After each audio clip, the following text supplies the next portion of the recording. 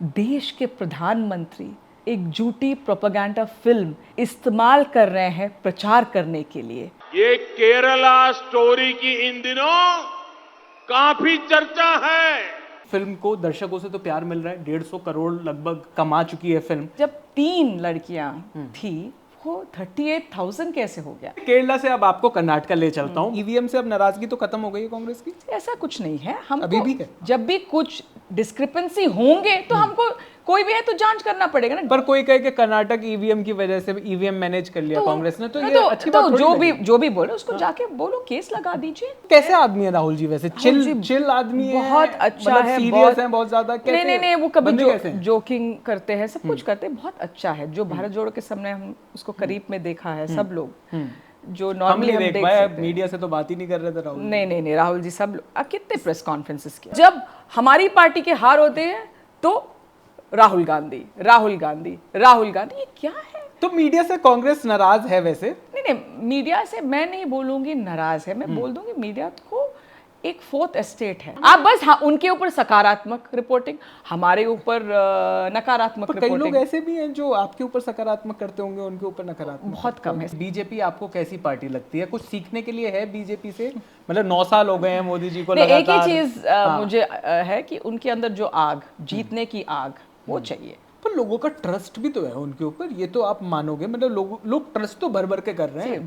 Trust तो पहले तो क्या कि वो उसने एक स्टोरी बनाया कि मैं चाय वाला स्टोरी टेलर बढ़िया है वो। ये है स्टोरी टेलर बढ़िया है, बहुत बढ़िया स्टोरी टेलर है। पेट्रोल का दाम, डीजल का दाम, रुपए आईसीयू में। बीजेपी लोगों से बताइए उसने क्या किया किसानों के लिए।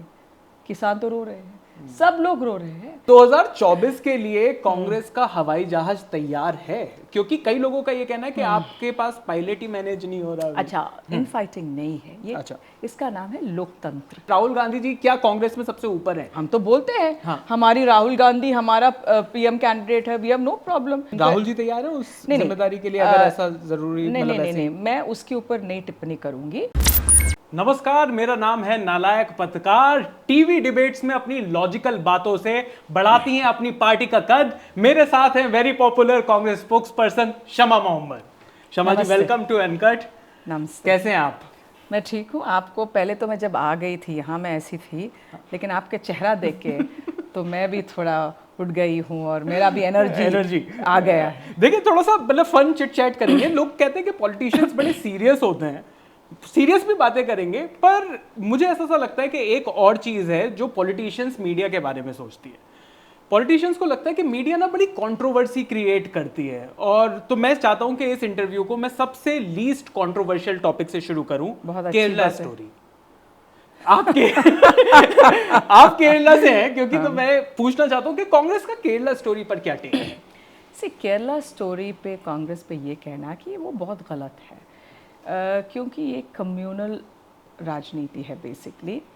और क्यों मैं बता रही हूँ कि मैं केरल की हूँ। मैंने देखा है एक निवास, आशा निवास जैसा घर हो और एक मंजिल एक साथ होता है जी। आप गेटोइजेशन कभी नहीं, मैंने देखा भी नहीं मेरी ज़िंदगी में। जैसे आप गुजरात में देखोगे या यूपी में देखोगे या मध्य प्रदेश में, या मुस्लिम्स, क्रिश्चियंस, हिंदू सब एक साथ रहते हैं। एक दूसरी बात है, मैंने पूछा कि कभी आप दंगा जो देखते हैं, आप दिल्ली में भी देखा है, और जब वहाँ के जो राष्ट्रपति थे यहाँ अमेरिका के, और ये तो हम केरल में कभी देखा ही नहीं। तो अब इतने सारे केरल स्टोरी जो बोल रहे हैं, आइसिस है, ये है, वो है, तो क्यों नहीं हो रहा वहाँ?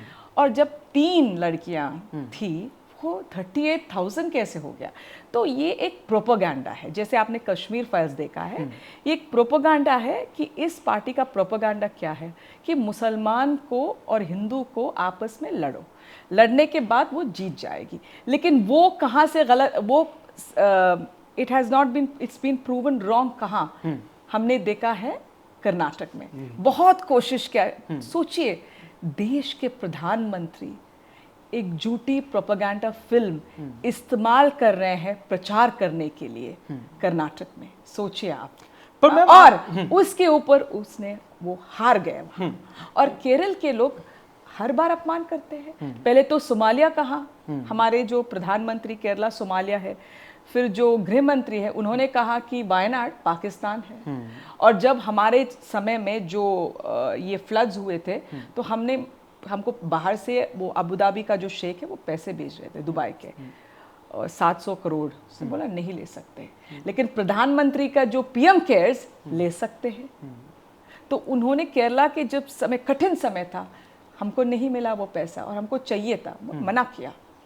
तो देखो कितने नफरत करते, इसीलिए लोकसभा में शून्य है केरला में और विधानसभा में भी शून्य है। पर लोग कहेंगे कि कांग्रेस की भी तो पार्टी नहीं है, कांग्रेस की भी तो सरकार नहीं है केरला में। अभी नहीं है तो हमारे बहुत सालों से थी, तो हो जाता है राजनीति में, कई हम हम जीत जाती है, कई हम हार जाते हैं, लेकिन तो वहाँ आपको पता है, तो आपको एक और चीज़ मैं बताऊंगी, हिंदुस्तान में दूसरी प्लेस में, सेकंड प्लेस में जो शाखास होता है 4000 से और कहाँ है केरल में। हाँ, इतने सारे शाखा होने के बाद, इतने सारे जो विभाजन की राजनीति करने के बाद हैरानियत से वो अमित शाह बैठ रहे क्या करो केरल के लोग, क्योंकि केरल के लोग पढ़े लिखे हैं, आपको पता है। तो इनके जो व्हाट्सएप के जो स्टोरीज आ जाती है विश्वास नहीं करते, क्योंकि हमको आगे जाना है, हम लोग एक है, हिंदुस्तानी है, हम हिंदुस्तानी लोग आगे जाएंगे हिंदुस्तानी होने से। पर शर्मा जी क्या रीजन क्या है कि केरला स्टोरी, मतलब आपने कहा कि कांग्रेस का ये टेक है कि ये प्रोपेगेंडा फिल्म है, लेकिन उसके बावजूद भी फिल्म को दर्शकों से तो प्यार मिल रहा है, 150 करोड़ लगभग कमा चुकी है फिल्म। आपको लगता है कि ऐसी फिल्म अगर इतना प्रोपेगेंडा है तो दूसरी पार्टी को ज़रूरत क्या पड़ती है ऐसी फिल्मों से? और अगर इससे लोगों की थिंकिंग चेंज होती है, अगर लोग इसमें वोट में कन्वर्ट होते हैं इस थिंकिंग से, तो कांग्रेस को भी ऐसा काम करना चाहिए क्या? ऐसे प्रोपेगेंडा मतलब आपके पास भी ऐसे डायरेक्टर्स तो हैं जो कांग्रेस की तरीके की पिक्चरें बनाते हैं। हाँ, आपको पता है ईस्ट इंडिया कंपनी क्या है?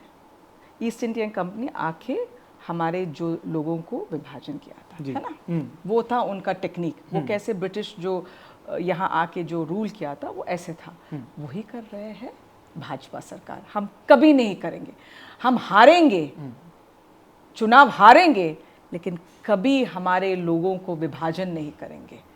हम नफरत के दुकान नहीं खोला है, प्यार के दुकान, और नफरत के जो हम प्यार के बाजार में नफरत की दुकान नहीं खोलेंगे, हम प्यार के बाजार में प्यार की दुकान खोलेंगे। बिल्कुल। तो चलिए केरला से अब आपको कर्नाटक ले चलता हूँ। बहुत बहुत बधाई हो आपको, कर्नाटक में कांग्रेस ने जबरदस्त प्रदर्शन किया है और इस इंटरव्यू के माध्यम से मैं मल्लिकार्जुन खड़गे साहब को भी बधाई देना चाहता हूँ। पर कुछ लोगों ने मुझे कहा कि खड़गे साहब को बधाई देने से पहले मुझे राहुल गांधी जी को बधाई देनी पड़ेगी, क्योंकि शायद पैकिंग ऑर्डर वो है। क्या ये सच है क्या? आपने देखा है अभी जो कर्नाटक के जो चुनाव के बाद जो चर्चा कहाँ हो रही है, बताइए हमें। सब डिस्कशन सब कुछ कहाँ हो रहा है? 10 राजाजी मार्ग किसका घर है? वो कांग्रेस अध्यक्ष के घर है। तो आप जब कोई नतीजा कुछ भी होता है भाजपा सरकार में, अमित शाह के घर सब लोग जाते हैं। मैंने तो देखा नहीं जेपी नड्डा के घर अमित शाह जा रहे हैं। अमित शाह तो जेपी नड्डा तो अमित शाह के घर जाते हैं और सब लोग फिर उसके बाद प्रधानमंत्री के घर जाते हैं।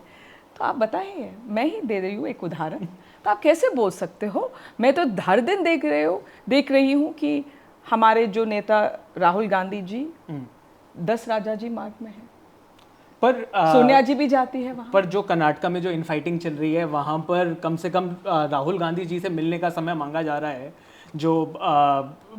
लेकिन खड़गे साहब से मिलने का मुझे ऐसा लगा, मतलब जो रिपोर्ट जो आ रही हैं, तो वहाँ पर अब कहीं ना कहीं कुछ अभी भी। अच्छा, राहुल गांधी जी क्या कांग्रेस में सबसे ऊपर है? आप एक गलत शब्द इस्तेमाल किया, इनफाइटिंग नहीं है ये। अच्छा। इसका नाम है लोकतंत्र। लोकतंत्र में जब आप एक नेता है, आप एस्पिरेशनल होता है, सब लोग जब आ जाते हैं उसको कुछ चाहिए, उसको लोकतंत्र है। ये नहीं कि एक दिन सुबह उठ के बोलते हो अरे गुजरात का सीएम अभी रूपानी नहीं होगा, पटेल हो गए, आप जाओ उसको बोलो आज इस्तीफा देने के लिए, और जो उनके साथ जो मंत्री लोग हैं ना, कितने हैं, उसको सबको बोले इस्तीफा दे दो और कल हम पटेल को डाल देंगे वहाँ और नए मंत्री लोग होंगे। ये नहीं हो सकता, आपको पता है ना, वो लोकतंत्र नहीं है। वो कहाँ से होता है? हाईकमांड तय करता है। कि जैसे उत्तराखंड में एक दिन भी 3 सीएम बदला है ना, आसाम में अचानक एक सीएम बदला, येदियुरप्पा को एक दिन फ़ोन करके कहा ले तुमको वहाँ से हटना है या ईडी आ जाएंगे तुम्हारे घर पे। वही हुआ और बोमाई को रखा, है ना। तो हिंदी में क्या बोलते हैं बोमाई को, कठपुतली, है ना, पपेट, है ना, वही है शब्द। हाँ, तो ये यहाँ नहीं होता है कि यहाँ बातचीत हो रही है और हमको सही निर्णय लेना है कि कौन आ जाएंगे, क्योंकि हमको कर्नाटक के जनता, जो मैं धन्यवाद कहना चाहती हूँ, उन्होंने एक इतना अच्छा मैंडेट दिया है कांग्रेस पार्टी को। हाँ, बहुत अच्छा मैंडेट। उन्होंने कहा कि ये जो विभाजन की राजनीति, हर दिन आके केरला स्टोरी, हिजाब, हाँ, हिंदू मुसलमान, हनुमान जी, बजरंग बली, सब कुछ। और मुझे भी याद है कि आप बजरंग बली को याद करके जाके प्रेस करो बटन, आप एक ये करो ना, सर्वे करो कितने लोग ने किया है, वो भी जाके करो एक सर्वे, पूछ लो ना कितने लोग ने किया है।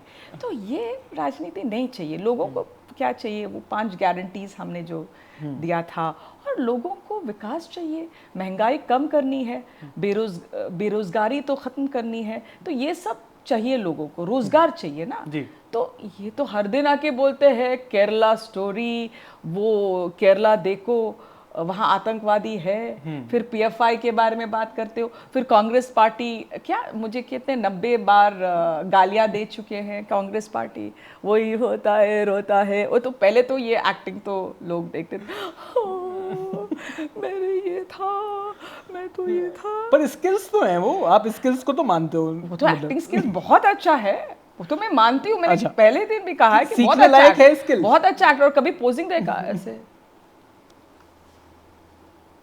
बहुत अच्छा एक्टर है, किसने मना किया है उसकी एक्टिंग? चलिए, तो कर्नाटक तो की बात, मुझे तो लग रहा है कि प्रधानमंत्री तो एक पिक्चर जरूर करना है जिंदगी में, मुझे लग रहा है उसको बहुत पसंद भी है। और उसका ड्रेसिंग आपने देखा है, जो एक एक्टर ड्रेसिंग करते हैं, सब नीट, है ना, फिर देखते कि मेरा एक भी बाल बाहर नहीं है, दाढ़ी ठीक है, सब कुछ। और पोजिंग देखा, कभी मैंने एक कभी कभी हंसते हैं ना जब हम देखते हैं मुख्यमंत्री या पहले के जो प्रधानमंत्री लोग, मैंने राजीव जी को भी देखा है, सब लोग, मनमोहन सिंह जी, एक हंसी ये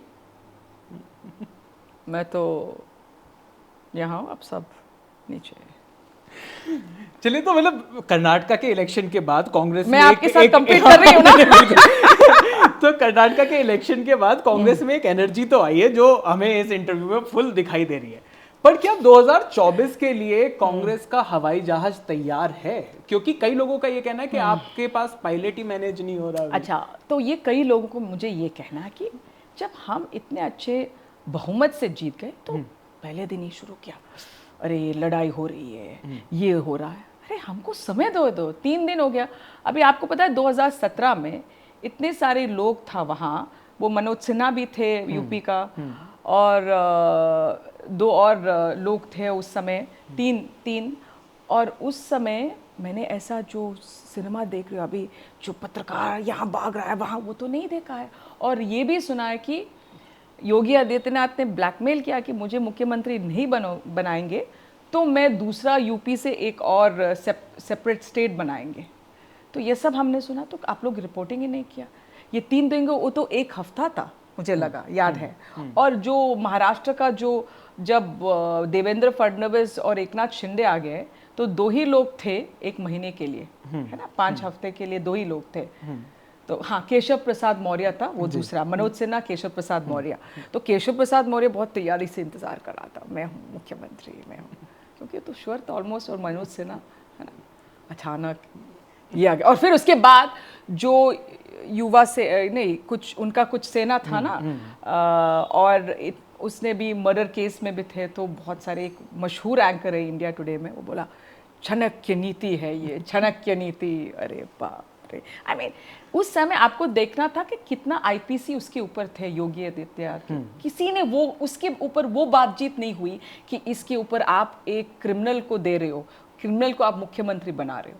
सही है, पर मतलब ये तो पर मैं कह रहा हूँ, ये तो पॉलिटिक्स में ये जो केसेस वगैरह हैं, तो ये तो आप जब नहीं, आप तो उस समय क्यों नहीं, हाँ। आपने बोला केसेस हैं, ठीक है, तो आप जब ये हो रहा था उस समय 2017 में, मैं कभी नहीं देखा कि इतने इसके ऊपर इतने आईपीसी सेक्शंस है, क्यों इसको मुख्यमंत्री बना रहे हैं। क्या बोल रहा था, चाणक्य नीति, वाह, ऐसे आदमी को बनाया। तो जब बीजेपी का समय होता है तो उसके ऊपर आप बहुत पॉजिटिव रिपोर्टिंग देते हैं और पॉजिटिव स्पिन होता है, और हमारे कभी हर बार नेगेटिव ही होता है।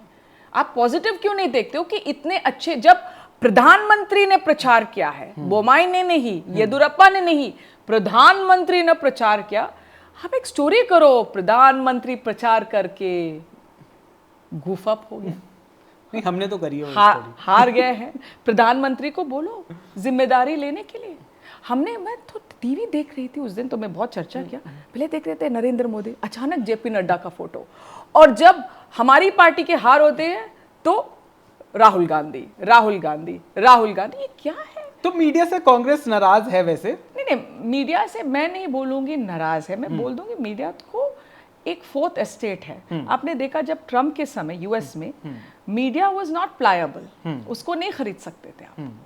और अभी भी मैं बोल रही कि सभी मीडिया को मैं एक बास्केट में नहीं रख रही हूँ। मीडिया में बहुत सारे अच्छे जर्नलिस्ट हैं, अच्छे लोग हैं। हाँ, मैं नहीं बोल रही हूँ, वो तो महत्वपूर्ण बात है। कौन होता है जो फायदे की बात करे या फिर नहीं? अच्छा जर्नलिस्ट जो सही है, जो रिपोर्टिंग सही गलत तो बड़ा मतलब किसी के लिए, मतलब कांग्रेस के लिए जो, मतलब मैं कह रहा हूँ कि जर्नलिस्ट नहीं, आप जैसे हमारे ऊपर एक नकारात्मक रिपोर्टिंग करते हो, वैसे उनका ही ऊपर भी करो ना। आप बस उनके ऊपर सकारात्मक रिपोर्टिंग, हमारे ऊपर नकारात्मक रिपोर्टिंग। कई लोग ऐसे भी हैं जो आपके ऊपर सकारात्मक करते होंगे, उनके ऊपर नकारात्मक बहुत कम है। 2014 से पहले आप हमें पूछते हैं सवाल, हर बार 2G होते हैं, ये होता है, कोल होता है, ये सब आप लोग पूछते हैं, ठीक है। निर्भया मुझे याद है, सब कुछ हमने किया, निर्भया एक्ट लेके आया, और उन्होंने, हमारी प्रधानमंत्री ने कहा भ्रष्ट है कांग्रेस, भ्रष्ट। अभी भी बोल रहा था कर्नाटक के चुनाव। तो मैं प्रधानमंत्री से आज पूछ रही हूँ कि आप बोलते हो कि 2G में क्या सुप्रीम कोर्ट ने कहा, देयर इज नो स्कैम। कोल में कोई नहीं गया हमारे अंदर, कोई कन्विक्शन नहीं थे, ठीक है। लेकिन मैं पूछ रही हूँ प्रधानमंत्री जी, आपको पता है कौन जेल जाते हो, कौन कन्विक्टेड है? येदुरप्पा 2011 में भ्रष्टाचार के ऊपर कांग्रेस पार्टी में कोई भी नहीं है। सही है? सही है? तो कैसे इल्जाम लगा सकते हो? इतने झूठ। सिर्फ प्रधानमंत्री से एक एक्सपेक्टेशंस होते हैं, वो बीजेपी का प्रधानमंत्री नहीं है, इस देश का, मेरा भी है ना, तो वो कैसे बोल सकते हैं कांग्रेस पार्टी भ्रष्ट है? अरे बोलो येदुरप्पा भ्रष्ट है, और भ्रष्टाचार आदमी को आपने ऑपरेशन लोटस वो वापस किया और उसको बनाया मुख्यमंत्री, उसमें जवाब दे दो ना। ये आके झूठ मूठ की कहानी वो है। और 2014 के बाद जब आपको प्रश्न पूछना है सरकार से तो नहीं पूछते हैं। बिल्किस बानो में कोई सवाल नहीं। अभी देखो हमारे जो मेडलिस्ट को, ओलंपिक मेडलिस्ट, आपने कहीं देखा है जब ओलंपिक मेडलिस्ट, कॉमनवेल्थ मेडलिस्ट, हमारे स्पोर्ट, हमारे जो हम लोग सब उसको आदर और सम्मान देते, वो बोल रहे कि भीख मांग रहे, ये बृजभूषण सिंह ने गलत किया। तो बृजभूषण सिंह ने क्या कहा, प्रधानमंत्री आप बताइए हम इस्तीफा देंगे। अमित शाह आप बोले हम इस्तीफा देंगे, क्यों नहीं दे रहे हो, क्यों नहीं मांग रहे हो इस्तीफा? इस्तीफा मांगो आप उनका, और एक निष्पक्ष जांच करो। वही हम बोल रहे हैं। कब निष्पक्ष जांच होगा? जब वो इस्तीफा देंगे, क्योंकि वो तो अभी उस पद पे है जी। हाँ, तो प्रधानमंत्री क्यों, उसके अंदर मैंने सुना कि 14-15 असेंबली सीट से यूपी में। तो आपके क्या है, बस जीत, और बोलते हैं बेटी बचाओ बेटी पढ़ाओ। अभी वो बेटी पटाओ और बलात्कारी को बचाओ हो गया है ना? सही बोला मैंने? पर ये जो नैरेटिव का खेल है, ये क्या कांग्रेस उस हिसाब से नहीं खेल पाती क्या? ये प्रॉब्लम है क्या? मैं बता रही हूँ, हमारे जो नेता है राहुल जी, बहुत अच्छा इंसान है। उनको उस हर बार बोलते हैं ना कि ये नफरत, ये सारे खेल पसंद नहीं है। वो कैसे आदमी है राहुल जी? वैसे चिल आदमी है, बहुत अच्छा मतलब है, सीरियस है बहुत ज्यादा। नहीं, वो कभी जोकिंग करते हैं, सब कुछ करते हैं, बहुत अच्छा है। जो भारत जोड़ो के सामने हम उसको करीब में देखा है, सब लोग जो नॉर्मली हम देख सकते हैं। मीडिया से तो बात ही नहीं कर रहे थे राहुल। नहीं, राहुल जी सब लोग कितने प्रेस कॉन्फ्रेंसेस किए। नहीं, प्रेस कॉन्फ्रेंसेस अगेन आप उनकी नहीं, हमने कोशिश करी। मैं तो ये कह रहा हूँ कि हमने कोशिश करी कि हम भारत अगली बार, अच्छा आपसे मैं ये कह रहा हूँ इस इंटरव्यू के बाद, अगली बार जब भारत जोड़ो यात्रा करें तो कुछ थोड़ा सा टाइम दिलवा हम जरूर बोलेंगे। तो बहुत सारे पत्रकार उनको मिले हैं और वो इजी बात करते हैं, वो सिंपल है सब कुछ। जो हम जब एक वो कैफेटेरिया के अंदर सब लोग, जो बाथरूम हम लोग जाते वही बाथरूम वो भी जाते थे, सब कुछ वही खाना जो हम क्लासिस्ट वो बिहेवियर नेवर वही खाना खा रहे थे, हमारे साथ बैठ रहे थे, सब कुछ just he is such a wonderful leader. I mean आप लोग उनको जानते नहीं, यही है। पर राहुल गांधी शायद मीडिया को पसंद नहीं करते। मैंने प्रेस कॉन्फ्रेंस करना अलग बात है, कुछ लोग हैं जो कैमरास पसंद करते हैं और प्रेस कॉन्फ्रेंस नहीं करते, कुछ लोग हैं जो प्रेस कॉन्फ्रेंस करते हैं पर मीडिया को पसंद नहीं जो प्रेस कॉन्फ्रेंस करते हैं वो तैयार है हर सवाल का जवाब देने के लिए। एक है जो प्रेस कॉन्फ्रेंस नहीं करते हैं लेकिन बस आदेश देते हैं, मन की बात, मन की बात, मन की बात। अरे जनता की बात तो सुनो, बस मेरी बात आपको सुनना है। वो कौन होता है? हाँ, वो एक डिक्टेटर होता है ना जी, तानाशाही है ना, हिंदी में बोलते हैं तानाशाही होता है ना। तो वो नहीं होगा, वो एक तानाशाही नहीं। उनको क्या है कि सबको लेके जाना है आगे। इस देश में जो भी है, हमारे यहाँ अल्पसंख्या है, बहुत सारे कास्ट है, सबको एक साथ और उनका अपलिफ्टमेंट होना है। तुष्टीकरण में मैं भी विश्वास नहीं करती, वो भी, सबको अपलिफ्ट करना है हमको, है पर राहुल गांधी जी की इमेज के बारे में मैं आपसे पूछना चाहता हूँ। आपको ऐसा लगता है कि मतलब बहुत ही डेंटेड एक इमेज है, कुछ ऐसा कोई ऐसा रीजन है कि कांग्रेस उनको बिल्कुल सामने से आके एज मतलब नरेंद्र मोदी जी के सामने बिल्कुल उनको एज अ पीएम फेस बिल्कुल प्रोजेक्ट नहीं करती? मतलब ऐसा नहीं है कि जिस तरीके से हम मतलब फेस देखते हैं बीजेपी का, ऐसा कांग्रेस क्यों नहीं करती? क्या हम हर बार देखते हैं उनको। हम तो बोलते हैं हाँ। हमारी राहुल गांधी हमारा पीएम कैंडिडेट है, we have no problem, we love Rahul Gandhi कि हमारी जो भारत जोड़ो में राहुल जी तैयार है उस जिम्मेदारी के लिए अगर ऐसा जरूरी? नहीं, मैं उसके ऊपर नहीं टिप्पणी करूंगी। मैं क्या कह रही हूँ कि जब आपने कहा उनकी इमेज के बारे में, जो इसके बाद जो भारत जोड़ो के बाद जो भी उनका जो प्रीवियस इमेज था वो सब चला गया, जो अभी सब लोग उसको आदर और सम्मान देते। देखो आप सोचिए, मैं भी थी, हम लोग 6:15 बजे वहाँ पहुँच जाते हैं। राहुल जी हर दिन जब केरल में थे, फिर उसके बाद 6 बजे हुआ, लेकिन केरल में 6:30 बजे तक वो पहुंच जाता है। कभी लेट नहीं हुआ, कभी लेट नहीं, हमारे साथ ही चलते थे सब पूरा दिन। 25 किलोमीटर, कभी कभी 27 किलोमीटर, तो वो हर दिन चलते और 4,000 किलोमीटर से ज़्यादा चली। और सब लोग हम जब चलते हैं, हम बस चल रहे, वो उस समय भी लोगों के साथ बात करते। फिर जब हमारा लंच ब्रेक होता है, लंच खाने के बाद भी मीटिंग्स होते हैं, जैसे आशा वर्कर्स होते हैं, जो किसान लोग होता है, जो मैनुअल स्कैवेंजर्स होता है, और जो हमारे जो फिशरमैन होते हैं, सब लोगों के साथ वो बातचीत करते, उनका क्या समस्याएं वो सुनते थे और एक रिपोर्ट बनाते थे। ठीक है, हम उसके देख लेंगे कि क्या करना है और ये सब रिपोर्ट अभी आगे से हम क्या कर सकते हैं। तो वो है राहुल जी। फिर उसके बाद हम निकलते हैं 4 बजे। आपको पता नहीं भीड़ क्या थे, ओह उस भीड़ में डस्ट होते थे, कभी कभी बारिश होती थी, स्नो आपने देखा, और गर्मी, ह्यूमिडिटी भी बहुत होते थे, धूप। तो इन सब में वो चले और आप बोलते हो कि I mean he is a very very, he wanted to see India. उनको देखना था कि मेरे पास ये है, बाकी लोगों के पास क्या है, उनके जो जिंदगी, उनके जो हम कैसे आसान कर सकते हैं, आपको पता है ना। तो he was a wonderful person. चलिए, बीजेपी कैसी पार्टी है? ये मेरा मतलब बिल्कुल मैं लास्ट क्वेश्चन की तरफ आ रहा हूँ कि बीजेपी आपको कैसी पार्टी लगती है? कुछ सीखने के लिए है बीजेपी से? मतलब 9 साल हो गए हैं मोदी जी को लगातार। एक ही चीज मुझे है कि उनके अंदर जो आग, जीतने की आग, वो चाहिए हमको। जब एक चीज जीतना है, हमको आग होना चाहिए और मेहनत, हाँ, और एक स्ट्रैटेजी। तो जैसे राहुल जी बोलते हैं, हाँ स्ट्रैटेजी चाहिए। तो बाकी सब ये जो बीजेपी जो 2014 से पहले जो बीजेपी थे वो फिर भी बेहतर है, पर फिर भी हमको पता है कि ये बीजेपी कैसा आया, उनका बेस क्या था। वो बाबरी मस्जिद है ना, अगेन विभाजन की राजनीति, हिंदू और मुस्लिम, उससे वो आगे आ गया ना। तो इतना ये नफरत की स्टोरीज बना चुके हैं अभी मुसलमान के ऊपर कि मुसलमान ये है, वो कुछ है। तो सही किया होगा उन्होंने, मतलब जो 2 लगातार उनको बम्पर जो नहीं, उसने कंसोलिडेट किया जो वोट बैंक है उनका, जो हिंदुत्व जैसे वोट बैंक है, उसने जैसे आपके पास एक 36% है श्योर, तो आप जीत जाते हैं ना। तो उसने वो वोट बैंक को कंसोलिडेट किया और दिखाया कि ये ऐसा है, ये वैसा है। लेकिन ये बहुत गलत की राजनीति है, क्योंकि एक दिन तो थक जाएंगे लोग। हर बार मैं किसी बीजेपी वालों को देखते मैं बोलती हूँ कि आपने क्या किया, बताओ कुछ एक चीज़ बताओ। उनको पता नहीं हमने बहुत कुछ किया। मैंने बोला कि 22 में आपको वो फार्मर इनकम डबल होना था, 5 ट्रिलियन इकोनॉमी, फिर 100 स्मार्ट सिटीज़, कहाँ है ये सब? रोजगार हमको 1 साल में 2 करोड़, तो अभी 9 साल हो गया 18 करोड़ नहीं है। फिर जो डीजल, और आपको याद है पेट्रोल का दाम, डीजल का दाम, रुपए आईसीयू में है। जो रुपए कैसा है, $1 अभी 80 से ऊपर जी, पेट्रोल 100 के ऊपर, डीजल 100 के ऊपर, क्या हो रहा है? और फिर महिला का सुरक्षा, एक तो बलात्कार करते हैं, दूसरे तो उनके एमएलए करते हैं। आपने देखा उन्नाव, खटवा, हाथरस में क्या कहा योगी आदित्यनाथ?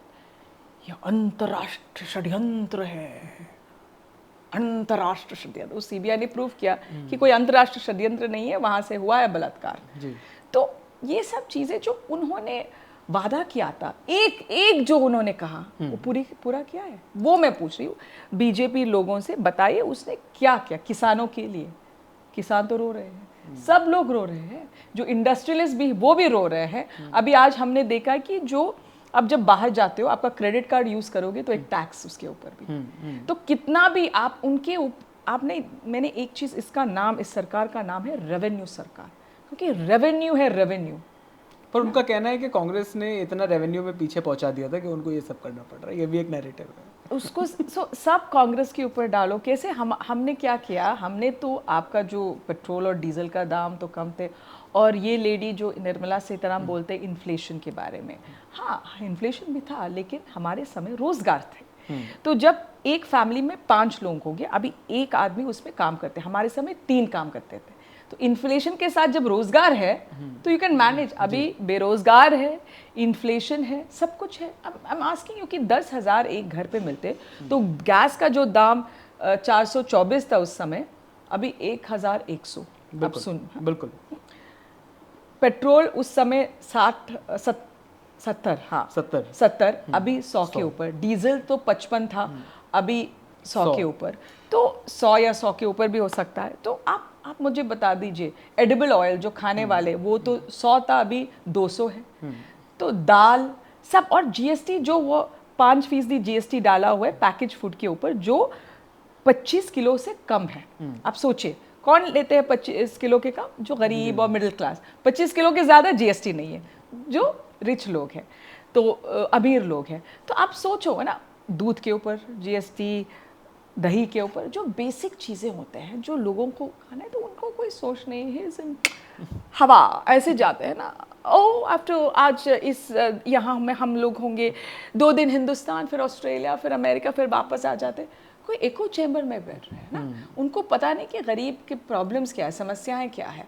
तो हवा में है आजकल मोदी जी। अब देखा कि एक थप्पड़ दिया, किसने दिया थप्पड़? कर्नाटक, दक्षिण भारत के लोग ऐसे थप्पड़ दे के बाहर फेंका। अभी आप जाओ दक्षिण भारत, वहाँ तो भाजपा नहीं है, कहीं भी नहीं है। अभी हम आपसे भी, जो उत्तर भारत के लोग से भी हम रिक्वेस्ट कर रहे हैं कि वहाँ से भी उसको बाहर फेंक दीजिए।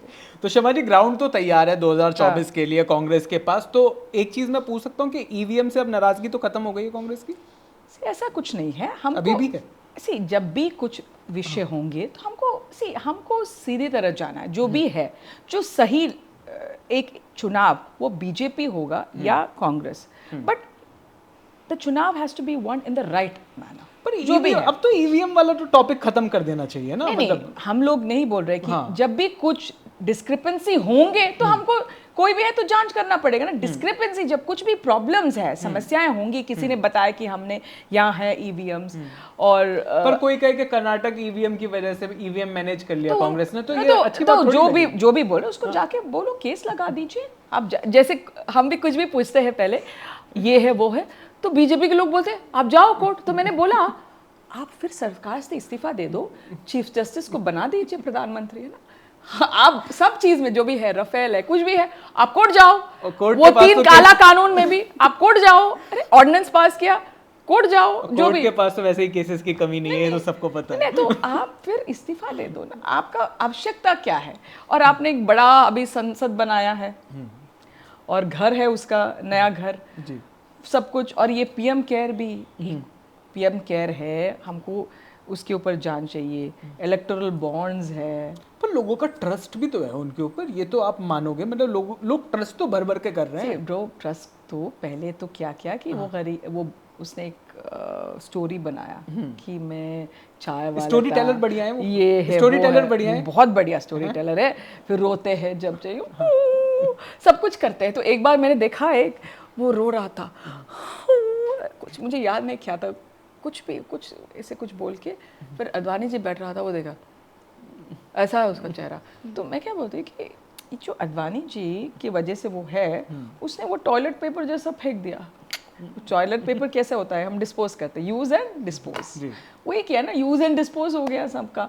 तो हमारी पार्टी में हम सब आदर और सम्मान देते हैं जो बुजुर्ग, हमारे यहाँ की बुजुर्ग नहीं युवा, हम देखते हैं कि कौन कैसा पार्टी के लिए काम कर सकते हैं। कभी कभी जब बुजुर्ग भी होता है कि वो भी स्मार्ट होता है, हार्ड वर्किंग हो सकता है, उसका भी दिमाग बहुत तेज है, तो उसका कॉम्बिनेशन है यहाँ, है ना। तो शबा जी, बस जाते जाते लास्ट में एक बात आपसे पूछना चाहूंगा कि वो कैमरा आपका है, उसके पीछे फर्स्ट टाइम वोटर्स बैठे हैं, कांग्रेस को उनको क्या कहना है, वो आप उनको बोल सकते हैं। नहीं, हम ये फर्स्ट टाइम वोटर को कह रहे हैं कि हम रोज़गार के ऊपर लड़ेंगे चुनाव, हम जो महंगाई कम करने के लिए लड़ेंगे, हम जो भ्रष्टाचार हो रहा है यहाँ इस देश पे अभी, उसके खिलाफ लड़ेंगे, हम हमारी जो विभाजन की राजनीति आप देख रहे हो उसके खिलाफ लड़ेंगे, हम हमारे जो महिला हैं उनको सुरक्षा दे देंगे, किसान है उसको जो समस्या है एमएसपी के ऊपर हम वो क्लियर करेंगे, हमारे ये